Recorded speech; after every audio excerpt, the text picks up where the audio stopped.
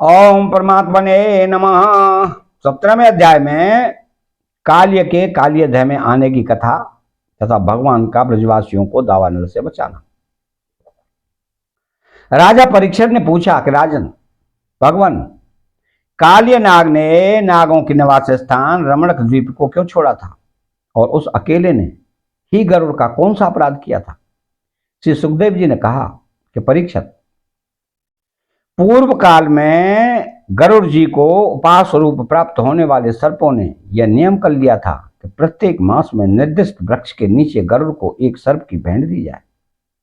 इस नियम के अनुसार प्रत्येक अमावस्या को सारे सर्प अपनी रक्षा के लिए महात्मा गरुड़ जी को अपना अपना भाग देते थे।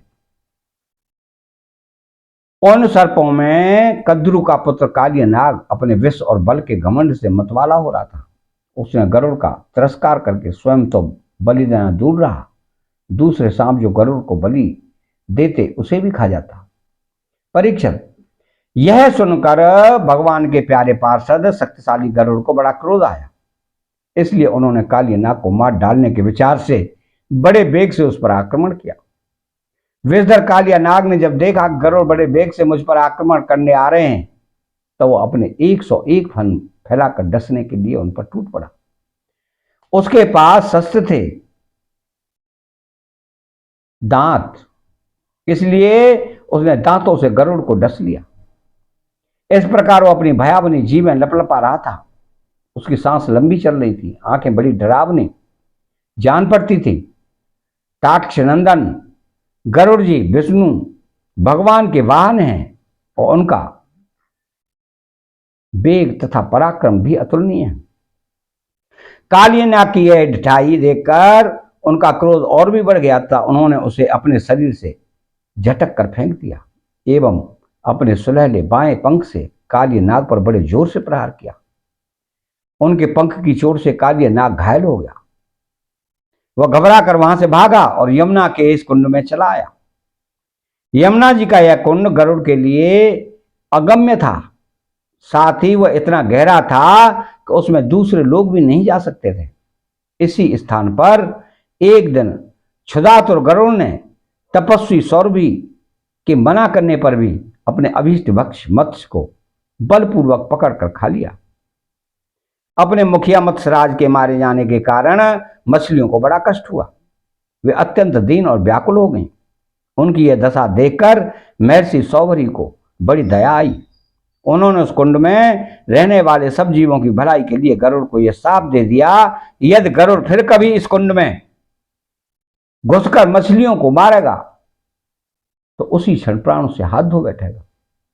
मैं यह सत्य सत्य कहता हूं परीक्षित, महर्षि सौभरी के इस सांप की बात काल्य नाग के सिवा और कोई सांप नहीं जानता था, इसलिए वह गरुड़ के भय से वहां रहने लगा था। और अब भगवान श्री कृष्ण ने उसे निर्भय करके वहां से रमणक द्वीप में भेज दिया। परीक्षित, इधर भगवान श्री कृष्ण दिव्य माला, गंध, वस्त्र, महामूल्य मणि और सुवर्णमय आभूषणों से विभूषित हो उस कुंड से बाहर निकले। उनको देखकर सबके सब ब्रजवासी इस प्रकार उठ खड़े हुए जैसे प्राणों को पाकर इंद्रियां सचेत हो जाती हैं। सभी गोपों का हृदय आनंद से भर गया। वे बड़े प्रेम और प्रसन्नता से अपने कन्हैया को हृदय से लगाने लगे। परीक्षित, यशोदा रानी, रोहिणी जी, नंद बाबा, गोपी और गोप सभी कृष्ण को पाकर सचेत हो गए।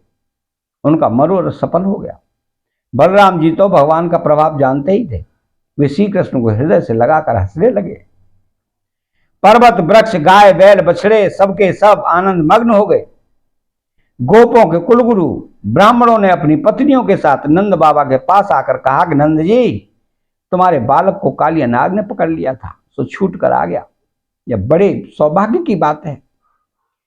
श्री कृष्ण ने मृत्यु के मुख से लौट आने के उपलक्ष्य में तुम ब्राह्मणों को दान करो। परीक्षित, ब्राह्मणों की बात सुनकर नंद बाबा को बड़ी प्रसन्नता हुई। उन्होंने बहुत सा सोना और गऊ ब्राह्मणों को दान दी। परम सौभाग्यवती देवी से यशोदा ने भी काल के गाल में बसे हुए अपने लाल को गोद में लेकर हृदय से चिपका लिया। उनकी आंखों से आनंद के आंसुओं की बूंदें बार बार टपकती रहती थी।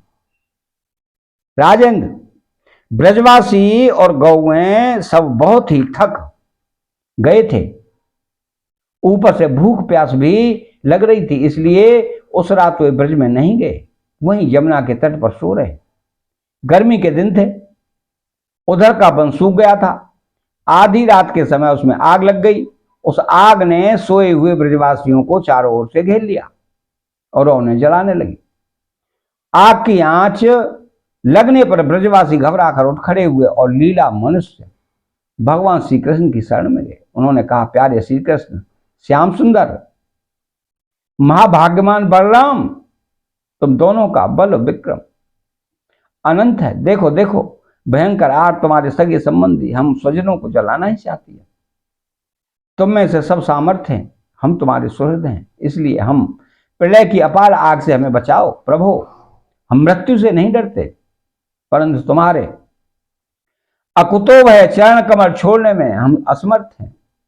भगवान अनंत हैं, वे अनंत शक्तियों को धारण करते हैं। उन जगदीश्वर भगवान श्री कृष्ण ने जब देखा कि मेरे स्वजन इस प्रकार व्याकुल हो रहे हैं, तो वे उस भयंकर आग को पी गए। अतः 17वां अध्याय आज समाप्त होता है। चैनल को सब्सक्राइब करें, बेल आइकन घंटी को दबाएं और कमेंट बॉक्स में राधे श्री कृष्णा लिखें। जय श्री कृष्णा।